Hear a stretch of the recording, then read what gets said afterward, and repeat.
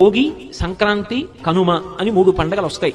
నిజానికి పండగ అంటే దాని అర్థం ఏదో పిండి వంటలు చేసుకు తినడం తప్పని కాదు, కొత్త బట్టలు కట్టుకోవడం తప్పని అసలు కాదు. కానీ దాని యొక్క యథార్థమైన విశేషాన్ని తెలుసుకుంటే అబ్బా, ఇంత పవిత్ర హృదయంతో వీటిని పెట్టారా అనిపిస్తుంది. భోగి అన్న మాటకు అర్థం ఏమిటంటే భోగం అనుభవించేటటువంటి రోజు అని. ఈ ఋతువులో సాధారణంగా ఏమవుతుందంటే పౌష్యలక్ష్మి అంటారు. ఈ పుష్యమాసంలో ఈ పౌష్యలక్ష్మి ఇంటికి వస్తుంది. పూర్వం ఇన్ని రకాలైనటువంటి ఉద్యోగాలు అవి లేవు. ఎక్కువ మంది వ్యవసాయం మీద ఆధారపడేవారు. ఆరుగాలం కష్టపడినటువంటి వ్యవసాయదారుడు పంట కోసి ఇంటికి తెచ్చుకున్న తర్వాత ఎంత సంతోషాన్ని పొందుతాడో. ఆ గాదెల నిండా ధాన్యాన్ని చూసుకుని పరమ సంతోషపడితే ఆ ధాన్యం సమస్త ప్రాణికోటి తిని కడుపు నిండితే చక్కగా వృద్ధిలోకి వచ్చి అందరూ శాంతియుతంగా ఉంటారు.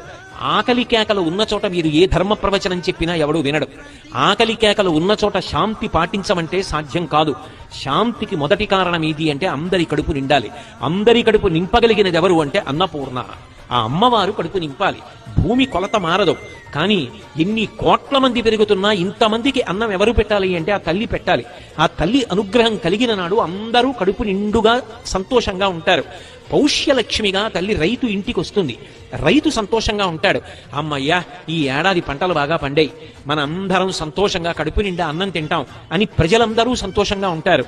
గడ్డి కావలసినంత లభిస్తుందని చెప్పి పశువులన్నీ సంతోషంగా ఉంటాయి. అందరూ భోగమనుభవించేటటువంటి తరుణము కాబట్టి భోగి.